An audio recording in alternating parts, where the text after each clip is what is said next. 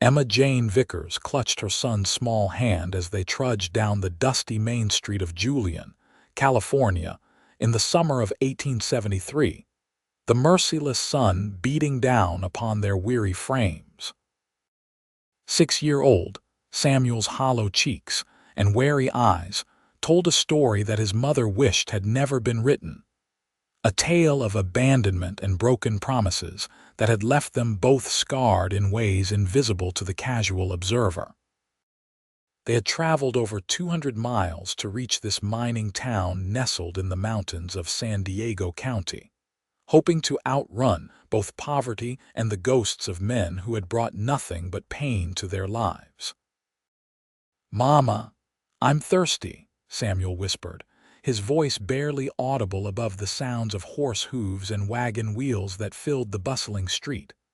"Just a little further, sweetheart," Emma Jane replied, forcing a smile despite her parched throat and aching feet. "We'll find work and water soon." In truth, Emma Jane had no idea where they would sleep that night. Her meager savings had been spent on the stage-coach fare to Julian, leaving them with only a few coins jangling in the pocket of her threadbare skirt. The gold rush that had once made this town prosperous had begun to wane, but she had heard there were still opportunities for those willing to work hard, and if there was one thing Emma Jane knew how to do, it was work. As they passed the Julian Hotel, a commotion erupted from the saloon across the street. A man came flying through the batwing doors, landing face first in the dirt. Emma Jane instinctively pulled Samuel behind her, shielding him from whatever violence might follow. "And stay out until you've learned some manners," bellowed a deep voice from inside the establishment. Emma Jane prepared to hurry past when the man on the ground caught her eye. He wasn't the drunken brawler she'd expected, but rather an elderly gentleman in a once fine suit now covered in dust. Without thinking, she rushed to his aid. "Sir, are you hurt?" she asked, helping him to his feet while keeping Samuel safely behind her skirts. The old man straightened his spectacles and brushed at his clothes. "Only my pride, dear lady, only my pride." He looked at her with kind eyes that crinkled at the corners. "William Thornton, at your service. And who might you and the young gentleman be?" "Emma Jane Vickers, and this is my son, Samuel," she replied cautiously, having learned the hard way that not all friendly faces could be trusted. Mr. Thornton noticed their travel-worn appearance and the small bundle of belongings Emma Jane carried. "New to Julian, I presume?" "Yes, sir, just arrived." "And seeking employment?" Emma Jane nodded, hope flickering in her tired eyes. "Well, as it happens, I'm in need of help at my general store." He gestured down the street to a 2-story building with a freshly painted sign. "Room and board included if you're interested." It seemed too good to be true, and Emma Jane's instincts honed by years of disappointment warned her to be wary. But Samuel's hungry eyes and the looming prospect of a night spent on the streets pushed her to take a chance. "That's very kind of you, Mr. Thornton. I'd be grateful for the opportunity." "Splendid," Mr. Thornton clapped his hands together. "Let's get you settled then. The living quarters are above the store, nothing fancy, but clean and comfortable." As they walked toward the general store, the batwing doors of the saloon swung open again and a tall figure emerged. Emma Jane tensed, but Mr. Thornton waved cheerfully. "Ah, Colton, just the man I wanted to see." The man who strode toward them wore no expression that Emma Jane could discern beneath his wide-brimmed hat and the shadow of several days' worth of beard. His clothes were dusty from the trail, but the quality of his duster and boots spoke of someone who wasn't hurting for money. Most notable, though, was the way he moved with the easy confidence of a man who knew his own strength but had no need to flaunt it. "Thornton," he acknowledged with a nod, his eyes shifting briefly to Emma Jane and Samuel before returning to the older man. "You all right? Saw what happened back there?" Just a disagreement with our friend Mason about the price of my goods. Nothing to concern yourself with." Mr. Thornton turned to Emma Jane. "Mrs. Vickers, allow me to introduce Colton Newcomb, best horseman in the county and owner of the most prosperous ranch this side of the mountains." Colton Newcomb touched the brim of his hat. "Madam." His eyes, a startling blue against his sun-darkened skin, moved to Samuel, who was partially hidden behind his mother's skirts. "Young man." Samuel didn't respond, pressing himself closer to Emma Jane's legs. She placed a protective hand on his shoulder. "Pleased to meet you, Mr. Newcomb.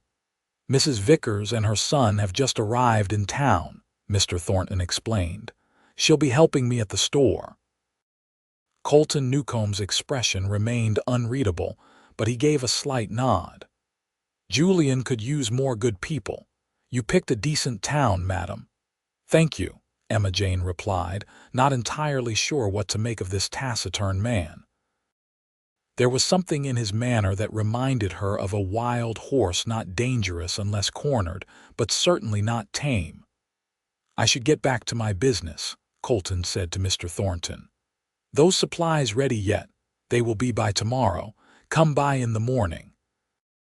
Colton nodded, touched his hat once more to Emma Jane, and offered a small smile to Samuel before turning and walking toward the livery stable at the end of the street. Mr. Thornton chuckled at Emma Jane's puzzled expression. "Don't mind Colton.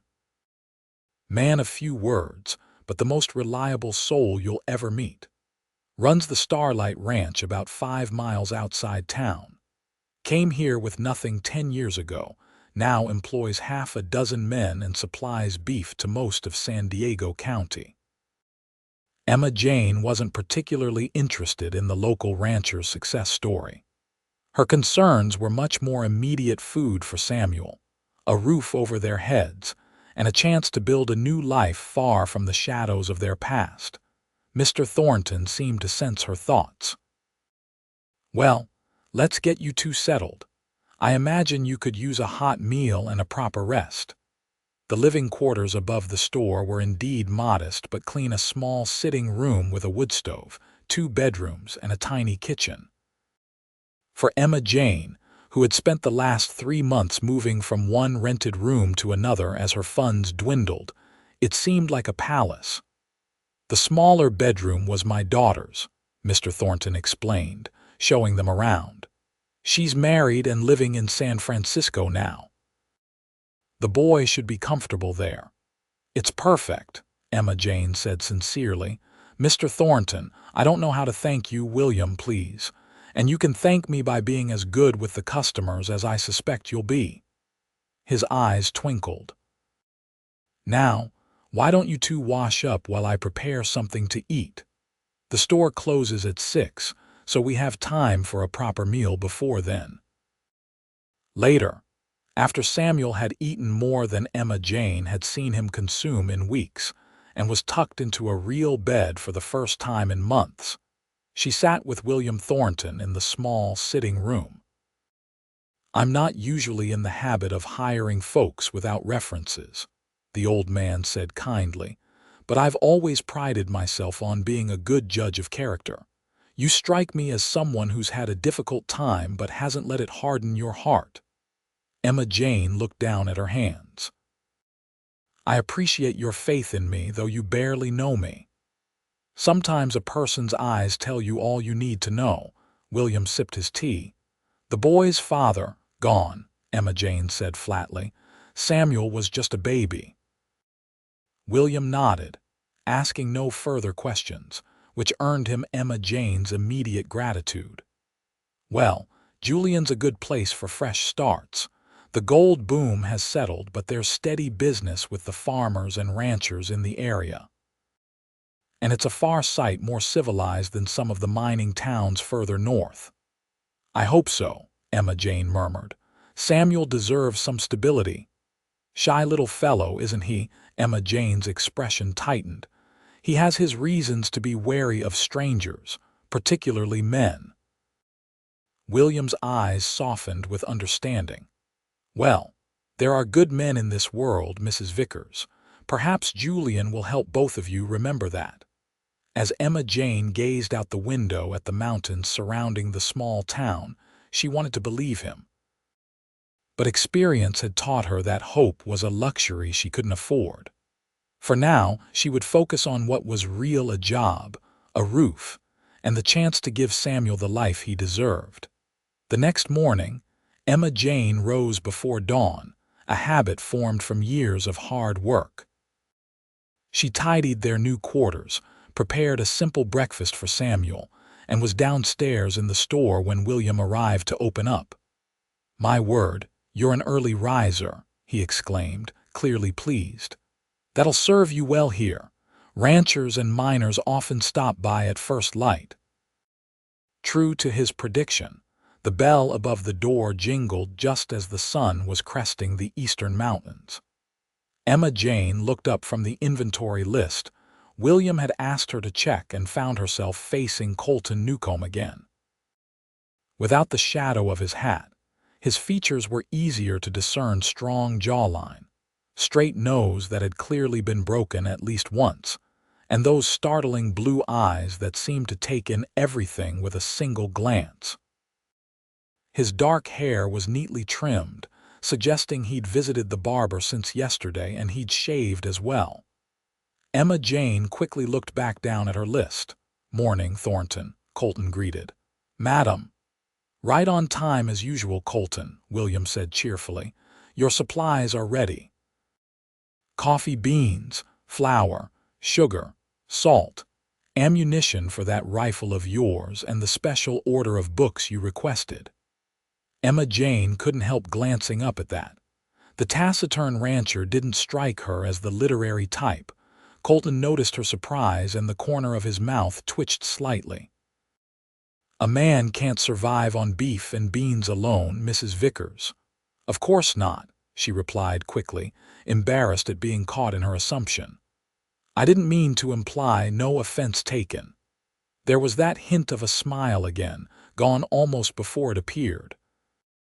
William bustled around the store, gathering the items on Colton's list. "Emma Jane, would you mind helping me with those sacks of flour? My old back isn't what it used to be." Before she could move, Colton stepped behind the counter. "I've got it, Thornton. Just point me to them." Together, the men loaded the supplies onto a pack mule tethered outside. Emma Jane watched through the window, noticing how effortlessly Colton lifted the heavy sacks that William struggled with. When they finished, William insisted Colton come inside for coffee before heading back to his ranch. As the men talked, Samuel crept downstairs, rubbing sleep from his eyes. He froze when he saw the stranger sitting at the small table near the stove. "Good morning, sweetheart," Emma Jane said, crossing to him and smoothing his tousled hair. "Did you sleep well?" Samuel nodded, his eyes never leaving Colton, who had fallen silent at the boy's appearance. "Samuel, this is Mr. Newcomb. He has a ranch outside of town," Emma Jane explained gently. "Mr. Newcomb, my son Samuel." Colton set down his coffee cup and leaned forward slightly, resting his elbows on his knees to bring himself closer to the child's height. "Morning, Samuel. That's a fine name you've got." Samuel pressed closer to his mother but managed a tiny nod. "I've got a horse about the color of your hair," Colton continued conversationally. "Chestnut with a white star right on his forehead. Best cow pony I've ever had." Despite himself, Samuel looked interested. "What's his name?" he whispered. "Star," Colton replied. "Not very original, I know, but he seems to like it well enough." "I like horses," Samuel ventured, his voice barely audible. "Do you now? Well, maybe sometime you and your ma could come out to the ranch and meet Star." Colton glanced at Emma Jane. "If that's all right with her, of course." Emma Jane hesitated. While she appreciated the man's gentle manner with Samuel, she wasn't ready to accept social invitations from anyone, particularly not a man she barely knew. "That's very kind, but we're just getting settled." Colton nodded, understanding in his eyes. "Of course." The offer stands whenever you're ready." He rose, placing a coin on the table for his coffee. "I should head back. Thanks for the supplies, Thornton."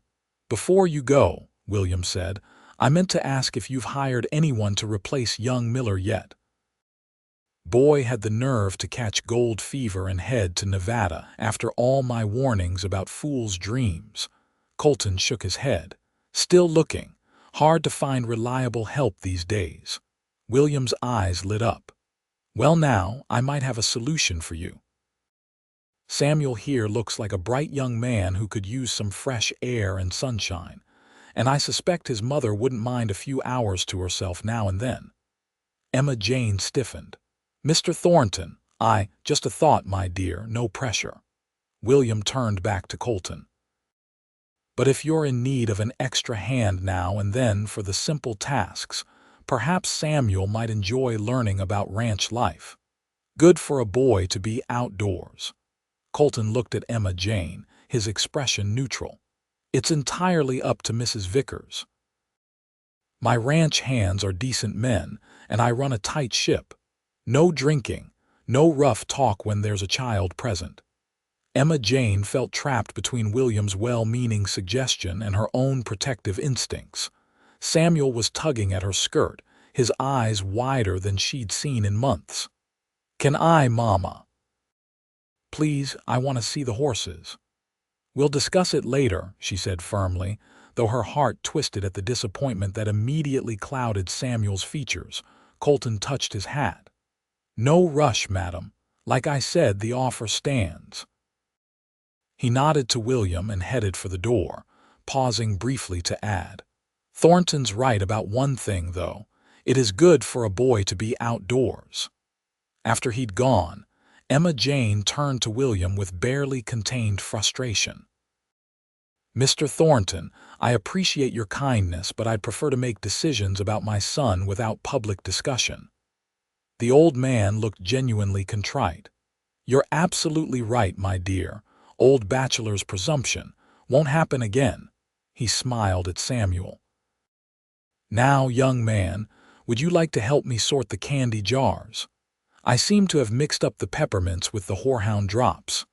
Samuel looked to his mother for permission, and at her nod, happily followed William to the glass jars at the front of the store. Emma Jane watched them, conflicted. Part of her wanted to wrap Samuel in her arms and never let him near another man as long as he lived. But another part, a part she usually ignored, whispered that perhaps William was right. Perhaps Samuel did need more than she alone could give him. The days fell into a rhythm as summer progressed. Emma Jane proved to be exactly what William needed: efficient, quick to learn, and genuinely pleasant with the customers. Samuel spent his days helping in the store or playing in the small fenced yard behind the building, always within his mother's sight. Colton Newcomb came to town every Thursday for supplies and occasionally on Sundays for church services, which Emma Jane had begun attending at William's gentle urging. Each time, he greeted Samuel kindly and exchanged polite conversation with Emma Jane, never pressing about his invitation, but leaving it gently open. On a particularly hot August afternoon, Emma Jane was sweeping the store's porch when she noticed a commotion down the street. A wagon had overturned and a crowd was gathering. Without thinking, she rushed toward it, her heart racing when she heard a child's cry. Pushing through the onlookers, she found a young woman cradling a bloodied arm while a man, presumably her husband, was trying to comfort a sobbing little girl of about 4. "What happened?" Emma Jane asked, kneeling beside them. "Wheel broke coming down the hill," the man explained, his face pale with worry. "My wife was thrown clear, but her arm's broken for sure." "The doctor's office is just down the street," Emma Jane said. "Let me help you." As she assisted the injured woman to her feet, Emma Jane heard a familiar voice behind her. "Step back, folks. Give them air." Colton Newcomb appeared beside her, supporting the woman's other side. "Doc Jenkins is in his office. I just saw him." Together, they helped the family to the doctor's small clinic, where the physician immediately began tending to the broken arm. The husband paced anxiously, trying to calm his daughter while also clearly worried about his wife. "You two did well," Doc Jenkins said to Emma, Jane, and Colton. "Mrs. Reynolds will be fine, but she'll need rest. That arm will take weeks to heal properly." The husband, Mr. Reynolds, looked stricken. "Weeks, but our farm, the harvest is coming." Colton stepped forward. "Where's your place, Reynolds?" "About 3 miles north. Small apple orchard." Colton nodded thoughtfully. "I can spare a man or two to help with your harvest when the time comes." Mr. Reynolds blinked in surprise. "That's mighty generous, but I couldn't possibly consider it a loan, not charity," Colton said firmly. "You can pay me back in apples. My men have a powerful fondness for apple pie." Relief flooded the farmer's face. "Thank you, Mr. Newcomb. Thank you." The little girl had stopped crying and was now watching Colton with curious eyes. "Are you a cowboy?" she asked suddenly. A smile transformed Colton's usually stern features. "I suppose I am, little miss. My papa says cowboys are wild and dangerous," she declared with the blunt honesty of childhood. "Lydia," Mr. Reynolds looked mortified. "I never said any such," Colton laughed, a rich sound that Emma Jane realized she had never heard before. "Some are, I reckon, but most of us are just ordinary men who prefer horses to people and open skies to roofs." The child seemed to consider this, then nodded solemnly. "I like horses too." "Then you're halfway to being a cowboy yourself," Colton told her, making the little girl giggle. Emma Jane watched this interaction with surprise. The gruff, reserved rancher she thought she knew had transformed into someone else entirely, someone gentle, patient, and surprisingly good with children. Outside the doctor's office, as they prepared to return to their respective duties, Colton turned to Emma Jane. "Quick thinking back there, Mrs. Vickers. I could say the same to you, Mr. Newcomb." She hesitated, then added, "and generous, offering help with their harvest." Colton shrugged. "Just being neighborly. That's how we survive out here." They walked in companionable silence for a few moments before Emma Jane spoke again. "Samuel asked about your horses again this morning." Colton glanced at her, his expression carefully neutral. "Did he now?" "Yes. He seems quite fascinated by the idea of your ranch." Emma Jane took a deep breath. "If the offer still stands, perhaps we could visit sometime, just for an afternoon." The smile that spread across Colton's face made him look years younger. "The offer definitely still stands. Would Sunday after church suit you?" Emma Jane nodded, already wondering if she was making a mistake. "Sunday would be fine. I'll bring the buckboard into town then. Make it easier on the boy." As they reached the general store, Colton touched his hat in farewell. "Until Sunday, Mrs. Vickers." Emma Jane watched him stride away, wondering what exactly she had just committed herself and Samuel to. But when she told her son about the planned visit, his excitement was so genuine, so rare, that she knew she couldn't back out. Sunday arrived clear and warm, with a gentle breeze that carried the scent of pine from the surrounding mountains.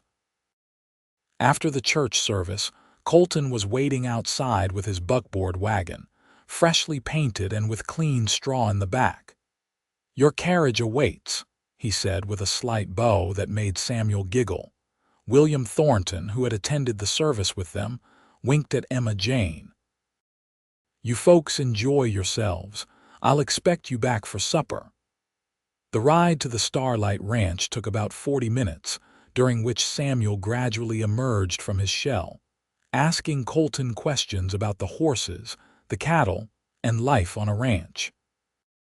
Emma Jane marveled at her son's animation. This was a side of him she hadn't seen in a very long time. The ranch itself was impressive, a large main house built of solid timber, a spacious barn, corrals, and several smaller outbuildings. The backdrop of mountains and the valley spreading below made for a breathtaking view. "It's beautiful," Emma Jane admitted as Colton helped her down from the wagon. "Thank you. Built most of it myself with help from the hands." Pride was evident in his voice. "Come on, let me show you around." The tour began with the barn, where Samuel was introduced to Star, the chestnut gelding Colton had mentioned. True to his word, the horse had a perfect white star on his forehead. Under Colton's watchful guidance, Samuel fed the gentle animal an apple and even patted his neck. "He likes you," Colton told the boy. "Horses can tell good people from bad, you know." "Really?" Samuel looked up at him with wide eyes. "Absolutely. Never knew a horse to be wrong about a person." They moved on to see the new calves, the chicken coop, and finally to the main house for a late lunch prepared by Mrs. Perkins, the housekeeper who came in from town 3 days a week. "This is quite a spread for just one person," Emma Jane commented as they sat at the large oak table in the dining room. "The house was built with a family in mind," Colton replied, a hint of something wistful in his tone. "Seems I got ahead of myself on that score." After lunch, Colton suggested that Samuel might enjoy seeing how the ranch hands worked with the cattle. Emma Jane was reluctant to let her son out of her sight, but Colton assured her that his foreman, Jim, was a family man himself and would keep the boy safe. "We can watch from the porch," he suggested. "He'll be in view the whole time." Reluctantly, Emma Jane agreed. From the shaded porch, they watched as Samuel followed Jim, listening raptly to the foreman's explanations about roping and branding. "He's a good boy," Colton said quietly. "Smart, too. Picks things up quick." "Yes, he does," Emma Jane agreed, her heart swelling with pride despite her lingering anxiety. "You've done well with him. Can't be easy raising a child alone." Emma Jane turned to look at Colton, surprised by the perceptiveness of his comment. "No, it hasn't been easy. But he's worth every struggle. I'm sure he is." Colton was silent for a moment, then added, "My mother raised me alone after my father died in the war. I was about Samuel's age. She was the strongest person I've ever known." "I'm sorry about your father," Emma Jane said softly. Colton nodded his thanks. "What I'm trying to say, poorly, is that I understand something of what you're going through, and I respect what you're doing for your son." The sincerity in his voice touched something in Emma Jane that had been closed off for a long time. "Thank you, Mr. Newcomb." "Colton," he corrected with a small smile. "Mr. Newcomb was my father." "Colton," she agreed, returning his smile. They sat in comfortable silence, watching Samuel, who was now being shown how to hold a lariat. The boy's face was alight with joy, and when he managed to toss the rope over a fence post, his triumphant look in their direction made both adults applaud. "Would you like some lemonade?" Colton asked after a while. "Mrs. Perkins always leaves a pitcher in the icebox." "That would be lovely, thank you." When he returned with the drinks, Emma Jane had moved to the porch railing for a better view of Samuel, who was now sitting on a wooden fence while Jim pointed out different cattle in the corral. "He looks happy," Colton commented, handing her a glass. "Happier than I've seen him in a long time," Emma Jane admitted. "He's usually so withdrawn, especially around men." She hadn't meant to share this, but something about the peaceful afternoon and Colton's quiet understanding made the words slip out. "May I ask why? Or is that too personal?" Emma Jane took a deep breath. She rarely spoke of their past, but she felt she owed Colton some explanation after his kindness. "Samuel's father left before he was born. After that I made some poor choices in men. The last one," she broke off, the memory still raw. "He wasn't kind to Samuel. Or to me.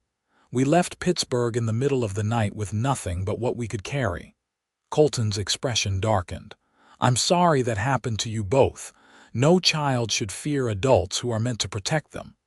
No, they shouldn't, Emma Jane agreed softly. But that's why this, she gestured to Samuel, laughing at something Jim had said, means so much. I haven't seen him this carefree in so long. Children are resilient, Colton said. With love and time they heal. And so do the adults who love them, he added, his blue eyes meeting hers with a gentleness that made her heart skip. I hope you're right, Emma Jane murmured, looking away first. The rest of the afternoon passed pleasantly.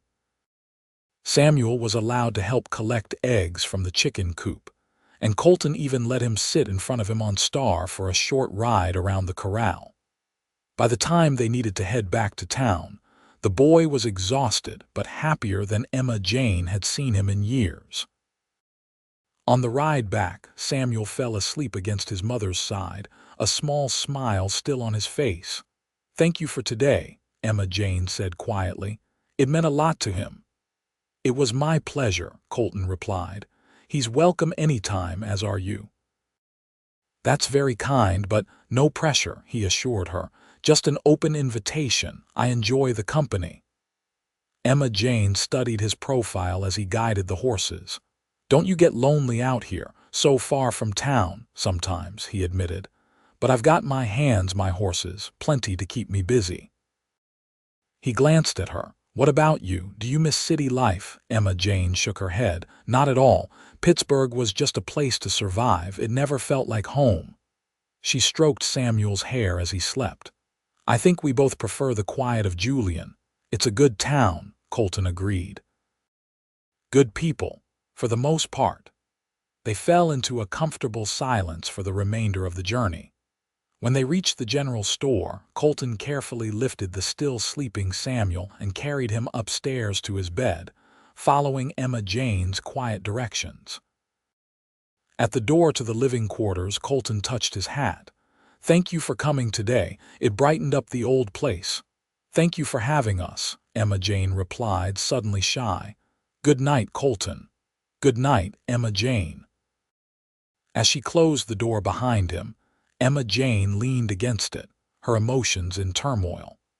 For the first time in years, she had allowed a man into their fragile world, and instead of disaster, the day had brought only joy. It was both exhilarating and terrifying. The weeks that followed brought a gradual shift in their lives. Colton began stopping by the store more frequently, sometimes just for a few minutes to say hello to Samuel, or to bring small gifts, a carved wooden horse, a book of adventure stories, once even a small cowboy hat that Samuel wore constantly. To Emma Jane's surprise, William Thornton encouraged these visits, often finding reasons to send her and Samuel on errands while Colton was in town or inviting the rancher to join them for supper above the store. You know what you're doing, don't you? Emma Jane accused the old man one evening after Colton had left and Samuel was in bed. William's eyes twinkled over his spectacles. I'm sure I don't know what you mean, my dear.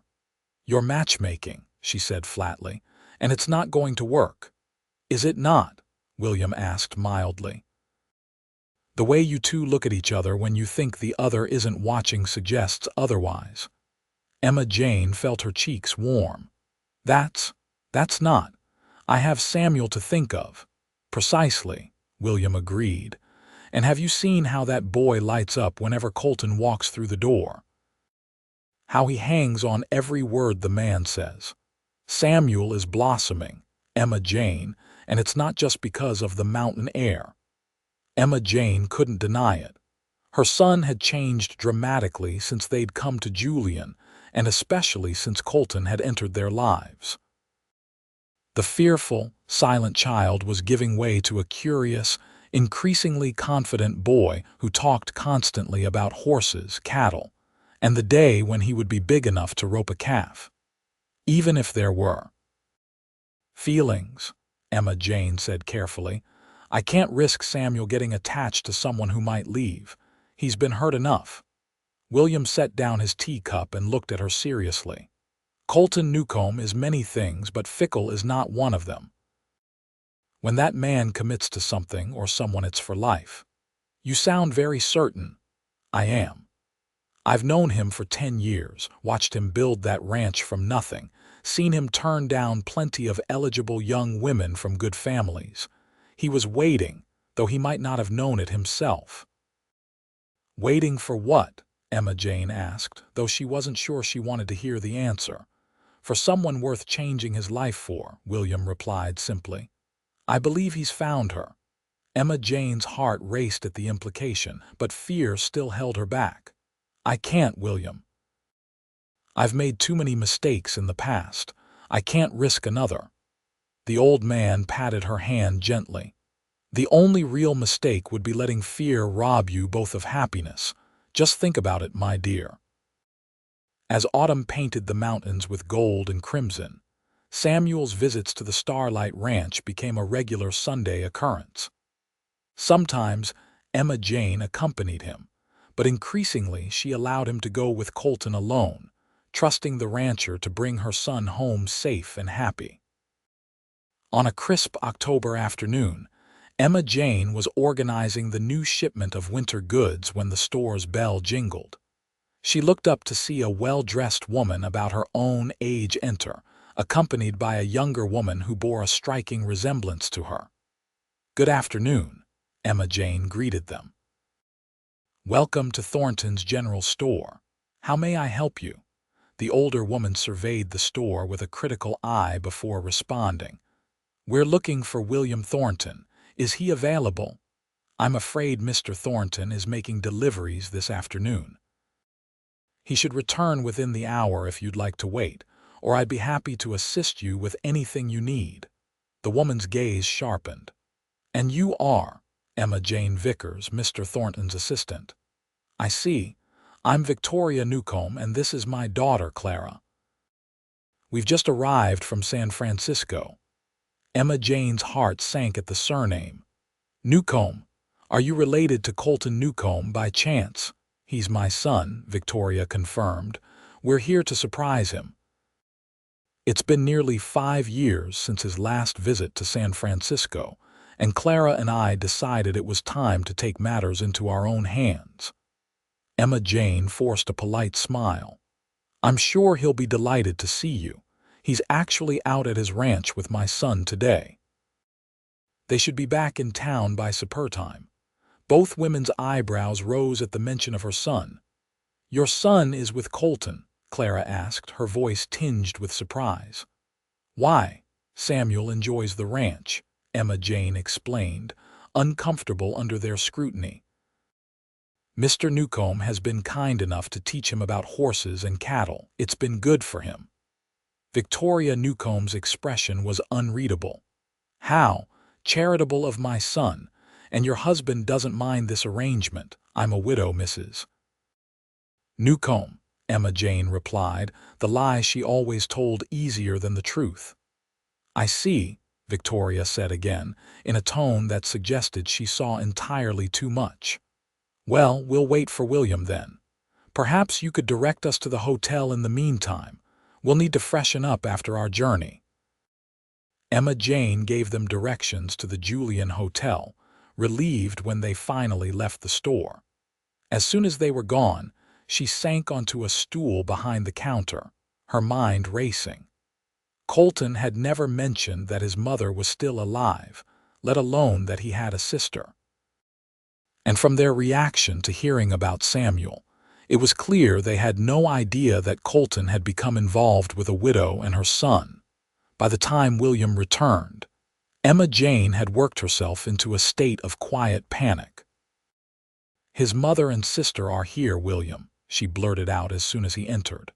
They came into the store looking for you. They're staying at the hotel. William set down his delivery ledger, his bushy eyebrows rising. Victoria and Clara here in Julian. Well, that's unexpected. They seemed surprised to hear about Colton spending time with Samuel. I don't think he's told them about us at all. William frowned. That doesn't sound like Colton. He writes to his mother regularly. Well, he obviously hasn't mentioned becoming friendly with a store clerk and her fatherless child, Emma Jane said bitterly. And why would he? They're clearly well-to-do, educated, nothing like us. Now, Emma Jane, don't jump to conclusions. Victoria can be a bit formidable, but she's not unkind. And Colton is his own man. He makes his own decisions. Of course he does, Emma Jane agreed, trying to keep her voice steady. And perhaps this will help him make the right one. William looked at her sadly. Don't do this, my dear. Don't put up walls before you know what's happening. But Emma Jane had already begun rebuilding the protective barriers around her heart, the ones that had started to crumble in Colton's presence. She had been a fool to think that someone like him, educated, successful, from a good family, could seriously consider someone like her for anything more than temporary amusement. When Samuel returned that evening, bubbling with excitement about having helped Colton mend a fence and feed the new foal, Emma Jane forced herself to smile and listen, all the while dreading the moment when Colton would appear at their door. It came sooner than expected. Barely had Samuel finished washing up for supper when a knock sounded. Emma Jane opened the door to find Colton, hat in hand, looking unusually tense. "May I come in? I need to speak with you." Emma Jane stepped back, allowing him to enter. Samuel ran to him immediately, and Colton ruffled the boy's hair with genuine affection. "Samuel, why don't you go see if Mr. Thornton needs help setting the table?" Emma Jane suggested. When the boy had gone, she turned to Colton, determined to make this easier for both of them. "Your mother and sister are in town. They stopped by the store this afternoon." Surprise flashed across his face. "They're here in Julian." "Yes, they're staying at the hotel. They were quite surprised to hear about your friendship with Samuel." Colton's jaw tightened. "I imagine they were. My mother has been trying to marry me off to the daughter of a shipping magnate for the past 3 years." "I see.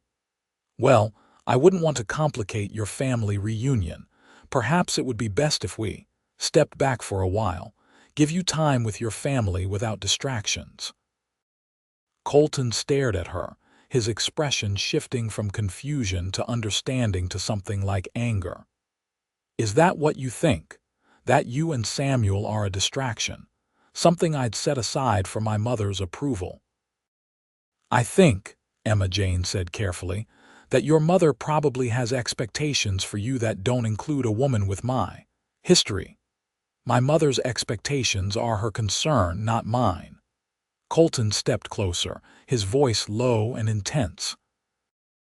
"Emma Jane, I came here tonight to ask if I could court you properly. I've wanted to for weeks, but I was waiting until I felt Samuel was comfortable enough with me." Emma Jane's heart stuttered. "Court me? But your mother is a guest in my life, not the director of it." Colton took her hands in his. "I care for you, Emma Jane, deeply. And I love that boy of yours like he was my own. I'm not asking for an answer tonight, but I want you to know my intentions. They won't change just because my mother happened to visit." Emma Jane couldn't speak, her emotions too tangled to form coherent thoughts. Colton seemed to understand, giving her hands a gentle squeeze before releasing them. "Think about it. That's all I ask. And please don't keep Samuel away from the ranch. He's making real progress with Star, and it would break both our hearts to stop now."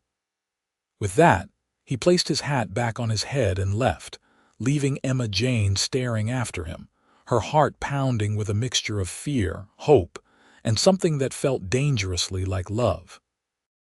The next few days were tense. Emma Jane went about her duties at the store, hyper-aware that at any moment Victoria Newcomb might walk through the door. When she finally did, 3 days after her arrival, Emma Jane was alone in the store, William having gone to the post office. Victoria approached the counter directly, her posture regal despite her small stature. "Mrs. Vickers, I believe we need to have a conversation." Emma Jane straightened her spine. "Of course, Mrs. Newcomb. How may I help you? You can tell me about your relationship with my son." Directness, it seemed, ran in the Newcomb family. Mr. Newcomb has been kind to my son and to me since we arrived in Julian. Beyond that, I'm not sure what you're asking. Victoria's shrewd eyes assessed her. My son tells me he wishes to court you. I'd like to know your intentions toward him. Emma Jane hadn't expected such bluntness. With all due respect, Mrs. Newcomb, that's between Colton and myself. To her surprise, Victoria's stern expression softened slightly. You have spirit, that's good. Colton needs someone who won't be overshadowed by his strong personality. She sighed. He also tells me you're reluctant because you're concerned about my approval. Emma Jane remained silent, unwilling to confirm or deny this. Victoria continued, My son is a grown man who makes his own decisions. He always has, sometimes to my consternation. But he has never chosen poorly in matters of importance. She paused. I would like to meet your son, if I may. Colton speaks very highly of him. Taken aback by this unexpected turn, Emma Jane nodded. Samuel will be done with his lessons soon. He studies with Reverend Moore's wife in the mornings. Victoria seemed pleased by this information. Education is important. You're seeing to that despite your circumstances. That speaks well of you, Mrs. Vickers. Thank you, Emma Jane replied, still uncertain where this conversation was heading. I won't pretend I didn't have other hopes for Colton, Victoria admitted. But I've raised him to be his own man, to judge character rather than circumstance. If he sees something special in you and your son, I trust his judgment. She straightened her gloves. I shall return after lunch to meet the boy. Good day, Mrs. Vickers. After Victoria left, Emma Jane leaned against the counter, trying to process what had just happened. It seemed that Colton's mother, while perhaps not entirely thrilled with her son's choice, was at least willing to give Emma Jane a chance. When Samuel returned from his lessons, Emma Jane explained that Colton's mother wanted to meet him. The boy looked nervous but nodded bravely. Is she nice like Colton? She's different, Emma Jane hedged.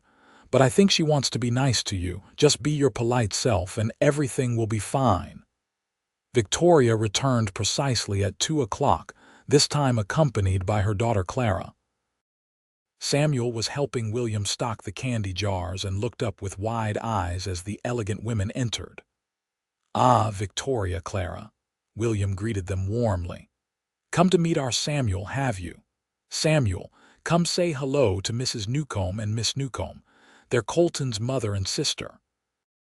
Samuel approached shyly, his small hand clutching the edge of his new vest that Emma Jane had made from fabric remnants. How do you do, madam? He said in a small but clear voice, just as Emma Jane had taught him. Victoria's face softened noticeably. Well, aren't you a proper young gentleman? I'm very pleased to meet you, Samuel. Colton tells me you're becoming quite the horseman. Samuel's face brightened at the mention of horses. Yes, madam. Colton's teaching me to ride Star. He says by next summer I might be ready to help with the roundup. Is that so? Victoria exchanged a glance with her daughter that Emma Jane couldn't interpret. And do you enjoy your time at the ranch? Oh, yes. It's the best place ever. Colton says maybe someday I can have my own horse when I'm bigger and can take proper care of it. Samuel's enthusiasm was overcoming his shyness. And he's teaching me to read the tracks of animals and how to fix fences and lots of important ranch things. Victoria listened attentively, occasionally asking questions that Samuel was delighted to answer. Clara, initially reserved, soon joined the conversation, clearly charmed by the boy's earnest responses. After about 20 minutes, Victoria turned to Emma Jane.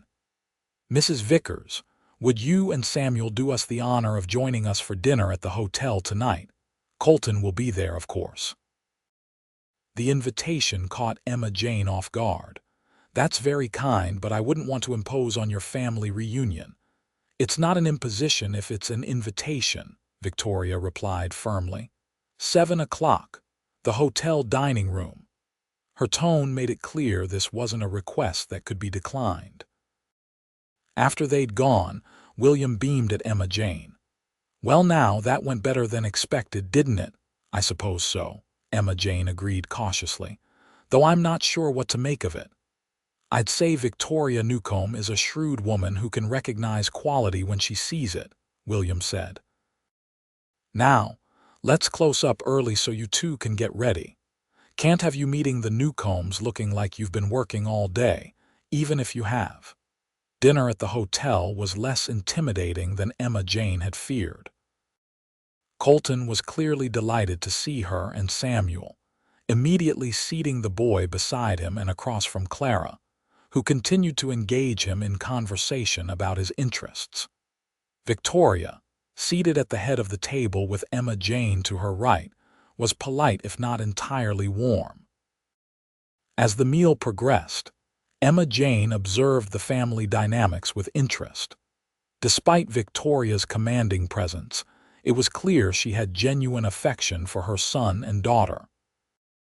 More surprisingly, she seemed to be making a sincere effort with Samuel, asking him about his studies, and listening to his answers with real attention. After dessert, Clara suggested that she take Samuel to see the small garden behind the hotel, giving the adults time to talk. Colton nodded his approval, and Samuel happily went with the young woman who had been showing him sketches of San Francisco throughout the meal. Once they were gone, Victoria turned to Emma Jane. My son tells me you came to Julian from Pittsburgh. That's quite a journey for a woman alone with a child. Emma Jane met her gaze steadily. We needed a fresh start. And the boy's father, before Emma Jane could formulate a response, Colton intervened. Mother, Emma Jane's past is her own business. Victoria raised an eyebrow. If she's to be part of this family, I think I have a right to know something of her history. If, Colton's voice was deceptively calm. There's no if about it, Mother. I've made my intentions clear to Emma Jane.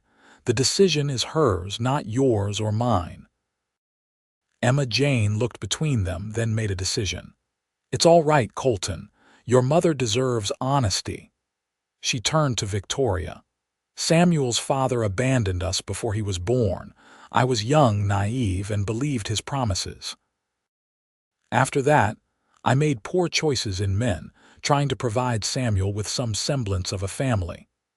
The last man was cruel to both of us. We left in the night with nothing but what we could carry and came west to start over where no one knew us or our shame. Victoria's expression remained impassive. And you settled in Julian by chance. Yes, we could afford to go no further, and Mr. Thornton offered me work and lodging when we had nowhere else to turn. I see. Victoria took a sip of her wine. And what are your feelings toward my son, Mrs. Vickers? Emma Jane's cheeks warmed, but she maintained eye contact. Your son is the finest man I've ever known. He has shown Samuel kindness, patience, and respect, things my boy has never received from a man before. He has treated me with nothing but honor. If you're asking if I care for him, the answer is yes, deeply. And if he were not a successful rancher, if he were a simple cowhand with nothing to his name, Mother, Colton began, his voice tight with anger. It's a fair question, Emma Jane interrupted. She turned back to Victoria. My feelings would be unchanged. Colton's worth lies in his character, not his possessions. Victoria studied her for a long moment, then nodded once. Well said. She set down her glass with deliberate care. Colton, your father would have liked her. Colton's expression shifted from anger to surprise to cautious hope. He would have, wouldn't he? Indeed. He always said true quality shows itself in adversity. Victoria turned back to Emma Jane. My husband was a self-made man, Mrs. Vickers. He taught Colton that a person's character matters more than their circumstances. It seems my son learned that lesson well. Emma Jane hardly dared to believe what she was hearing. "Mrs. Newcomb, are you saying—" "I'm saying that if my son has chosen you, I trust his judgment." Victoria's stern countenance softened slightly.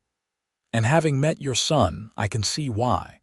The boy is a credit to you. Well-mannered, intelligent, and clearly thriving under Colton's influence." At that moment, Samuel and Clara returned, the boy chattering excitedly about the hotel kit he had discovered in the garden. The adults' serious conversation gave way to lighter topics, and by the end of the evening, Emma Jane found herself genuinely enjoying Victoria's sharp wit and Clara's gentle humor. As Colton walked Emma Jane and Samuel back to the general store, the boy ran ahead, stopping to examine interesting stones or sticks along the way. "I'm sorry about my mother's interrogation," Colton said quietly. "Don't be," Emma Jane replied. "She loves you and wants what's best for you." "I understand that." Colton took her hand, stopping her in the middle of the moonlit street. "Emma Jane, I meant what I said the other night. I want to court you properly. I want to be a father to Samuel, to show him that men can be trusted, that they can love without hurting. And I want to show you the same." Emma Jane looked up at him, her heart full of a hope she had thought long dead. "I'm scared, Colton, not of you but of believing in this, in us." "I know," he said softly. "I'm asking you to be brave. To trust me day by day, until you see that I'm not going anywhere." Samuel had noticed they'd stopped and was watching them curiously from a few yards away. Colton beckoned him over. "Samuel, I've got something important to ask you," he said, kneeling to the boy's level. "I'd like your permission to court your mother." "Do you know what that means?" Samuel's brow furrowed in thought. "Like when a boy likes a girl and brings her flowers and stuff," Colton smiled. "Something like that, yes. It means I care for your mother very much, and I'd like to spend more time with both of you, not just at the ranch or the store." Samuel considered this seriously. "Would you still teach me about horses and stuff?" "Absolutely. That wouldn't change. And would you? Would you be like a pa to me?" The question was so quiet, so vulnerable that Emma Jane felt tears spring to her eyes. Colton's voice was steady but thick with emotion. "I'd like that very much, Samuel, if you'd have me." Samuel looked up at his mother, then back to Colton. "I think that would be good. Ma cries less since we know you."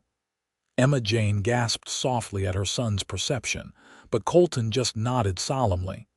"I promise to do everything I can to make sure she has no reason to cry, except maybe from happiness." Samuel seemed satisfied with this answer. "Then it's all right with me." Colton stood, holding out one hand to Samuel and the other to Emma Jane. "Shall we continue our walk home, then?" As they walked the rest of the way hand in hand, Emma Jane felt something settle in her soul, a peace she hadn't known in years, perhaps ever. There were still fears, still doubts, but for tonight, in the clear mountain air with her son's small hand in hers and Colton's strong one on the other side, she allowed herself to believe that happiness might be possible after all. The courtship progressed through the autumn and into winter. Colton was true to his word, taking his time and showing Emma Jane through consistent actions that his feelings were genuine and lasting. He brought her wildflowers gathered from the mountainside, books he thought she might enjoy, and once, a beautiful wool shawl in deep blue that matched her eyes.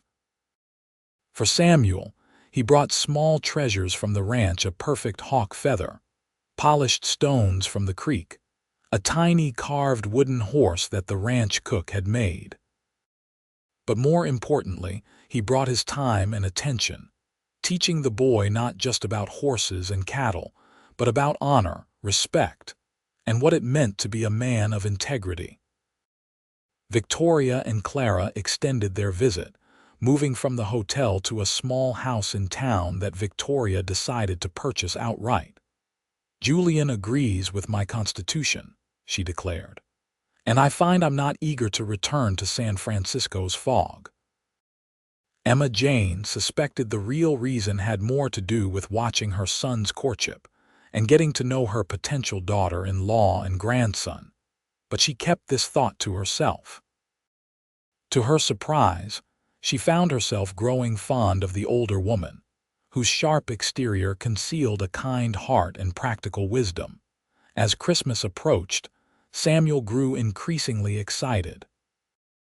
It would be their first real Christmas in years, and the first ever with what he had begun to call their Julian family: William, Colton, Victoria, and Clara. On Christmas Eve, they all gathered at Victoria's house for dinner. The table groaned with food: a roast turkey, mashed potatoes, cranberry sauce, vegetables from Colton's root cellar, and 3 different pies that Clara and Emma Jane had spent the day baking together.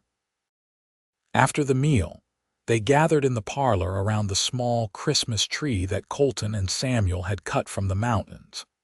Samuel distributed the presents he had made with William's help: small wooden boxes with painted designs for the women and leather bookmarks for the men.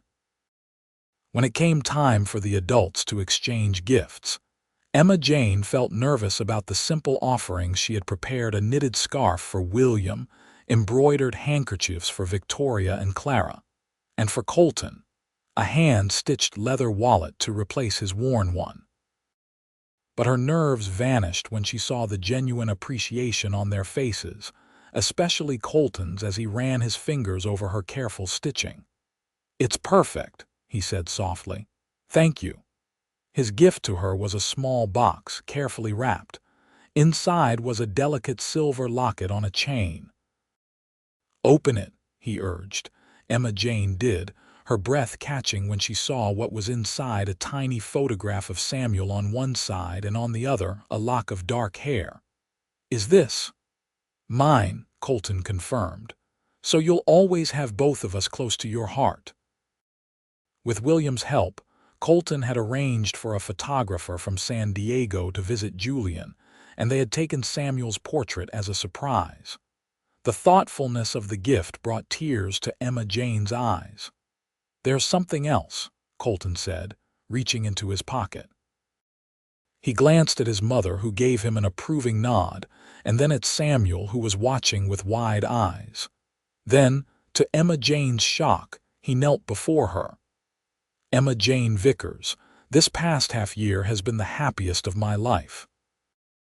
You and Samuel have brought joy and purpose to days that were merely full before, but now are rich beyond measure." He opened his hand to reveal a simple gold band set with a small but perfect diamond. "I love you both more than I ever thought possible. Would you do me the great honor of becoming my wife and allowing me the privilege of being Samuel's father in truth as well as in heart?" Emma Jane couldn't speak through her tears, but she nodded, her hands trembling as Colton slid the ring onto her finger. Samuel flung himself at both of them, creating a tangle of arms and tearful laughter as the others applauded. "Took you long enough," William muttered, though his own eyes were suspiciously bright. "Been carrying that ring for a month at least." "I wanted it to be perfect," Colton defended himself, still holding Emma Jane and Samuel close. "It is perfect," Emma Jane whispered. "Absolutely perfect." They decided on a spring wedding when the mountains would be in bloom and the weather mild enough for an outdoor celebration. In the meantime, Colton began making improvements to the ranch house, adding a larger bedroom for Samuel and redecorating the main rooms with Emma Jane's preferences in mind. Samuel, thrilled by the engagement, threw himself into ranch life with even greater enthusiasm. Colton began including him in more activities, teaching him not just about the animals and the land, but about responsibility and hard work. To Emma Jane's amazement, her once timid son blossomed under this attention, growing more confident and outspoken by the day. "You've worked a miracle with him," she told Colton one evening as they sat on the porch of the ranch house, watching Samuel help Jim with the evening feeding. I hardly recognize him as the same frightened boy who arrived in Julian. Not a miracle, Colton replied, taking her hand. Just love and consistency. Boys need that, especially from men. They need to know there are good men in the world, men who keep their promises and treat others with respect. Like you, Emma Jane said softly. Colton shook his head. I'm just doing what any decent man would do. What your son deserved from the start. Not all men are decent, Emma Jane reminded him, old shadows crossing her face. Colton squeezed her hand. No, they're not. But I promise you this, Emma Jane, as long as I draw breath, you and Samuel will never have cause to fear a man's anger again. You have my word on that. The wedding took place on a perfect April day, with the apple orchards in bloom and the mountains still capped with snow. Emma Jane wore a simple white dress that Clara had helped her make, with tiny blue forget-me-nots embroidered around the hem. Samuel, dressed in a new suit that matched Colton's, stood proudly at his mother's side, serving as both ring-bearer and the one to give her away. The whole town turned out for the celebration, which was held in the meadow behind the church. Tables groaned with food contributed by every household in Julian, and a small band played while children ran among the apple trees and adults danced on a wooden platform Colton's ranch hands had constructed. As the sun began to set, casting golden light across the meadow, Colton found his bride sitting with Victoria, watching Samuel teach some of the younger children a game he had invented. "Mrs. Newcomb," he said, offering his hand with a gallant bow, "may I have this dance?" Emma Jane smiled up at him, still hardly believing this day was real. "You may indeed, Mr. Newcomb." As they swayed together to the music, Emma Jane rested her head on Colton's chest, listening to the steady beat of his heart. "Happy," he murmured into her hair. "More than I ever dreamed possible," she replied truthfully. "When Samuel and I came to Julian, all I hoped for was safety and enough work to feed us. I never imagined this. Sometimes life gives us more than we ask for," Colton said. "If you had told me a year ago that I'd be standing here today with a wife and son, I'd have thought you were touched in the head. Now I can't imagine life any other way." Emma Jane looked over at Samuel, who had spotted them dancing and was waving excitedly. "He loves you so much," she said. "You've healed something in him that I thought would always be broken." "He's healed something in me too," Colton admitted. "I didn't know how empty my life was until you two filled it." As night fell and lanterns were lit around the meadow, creating a magical glow, William Thornton called for everyone's attention. Raising his glass, the old man's eyes twinkled as he offered a toast. "To Colton and Emma Jane," he said, his voice carrying across the gathering. "Two souls who found each other against all odds. And to young Samuel, who gained a father worthy of the name. May your days be long and filled with the joy you've already found in each other." "Hear, hear," came the response from the crowd. Later, as Colton drove the wagon that would take them to the small cabin he owned in the mountains, their honeymoon retreat for the next week, while Samuel stayed with Victoria and Clara, Emma Jane looked back at the twinkling lights of Julian with a full heart. "Penny for your thoughts, Mrs. Newcomb," Colton said, his arm warm around her shoulders against the evening chill. "I was just thinking about fate," she replied. "How close we came to never meeting. If Samuel and I had stopped in any other town, if William hadn't offered me work, if you hadn't been kind to a little boy who needed you." "I don't believe it was chance," Colton said firmly. "Some things are meant to be, Emma Jane. We were meant to find each other, all three of us." As they climbed into the mountains, leaving the town behind, Emma Jane gazed up at the vast canopy of stars overhead and silently thanked whatever forces had brought them together. The path that had led her to Julian had been marked by pain and fear, but it had ultimately delivered her and Samuel to a love so deep and true that it had healed wounds she thought would never mend. 5 years later, Papa, come quick. 10-year-old Samuel's excited voice carried across the ranch yard. The foal is coming. Colton emerged from the barn, wiping his hands on a rag. Slow down, son. Nature takes its time with these things. Emma Jane watched from the porch of the ranch house, her hand resting on her swollen belly, where their second child, a sister for Samuel, and 3-year-old James was due in less than a month. Beside her, little James bounced on his toes, eager to follow his big brother to the foaling stall but obediently staying with his mother as he'd been told. "Can I go too, Mama?" he pleaded, his blue eyes so like his father's wide with excitement. "Let's wait until Papa says it's safe," Emma Jane replied, smoothing his dark curls. "Birth is a private thing even for horses." "But Samuel gets to go," James pouted. "Samuel is helping Papa because it's his mare having the foal," Emma Jane explained. "Remember how Papa gave him Daisy for his 8th birthday? That means Samuel has special responsibilities."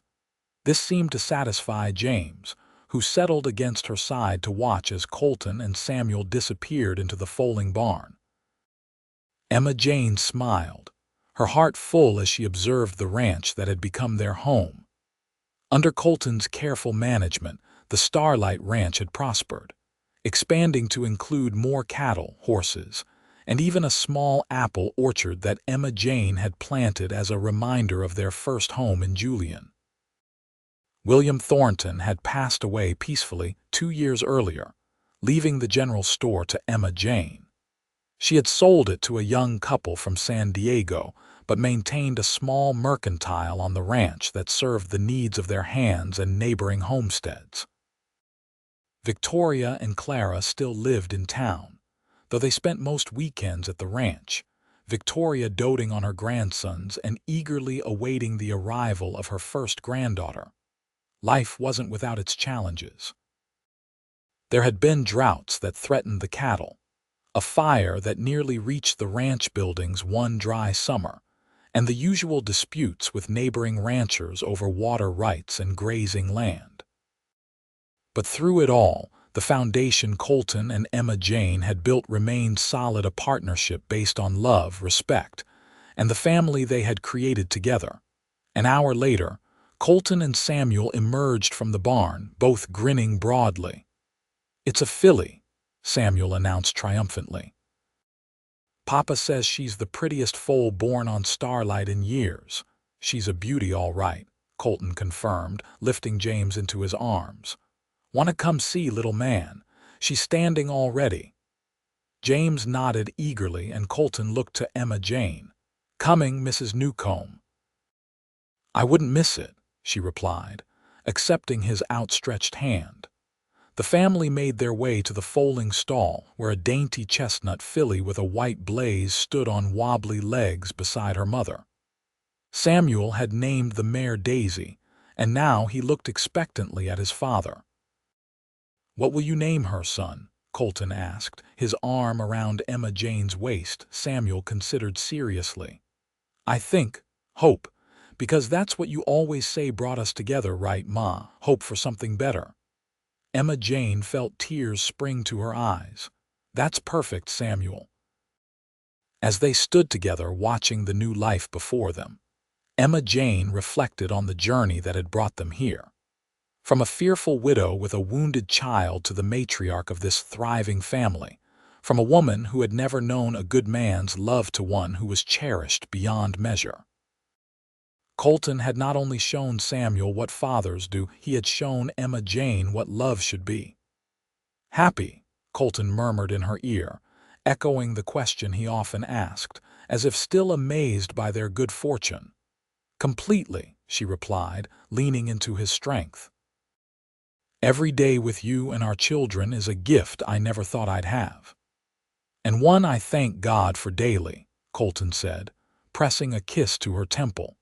As the setting sun bathed the barn in golden light, little Hope took her first tentative steps toward them, curious and unafraid.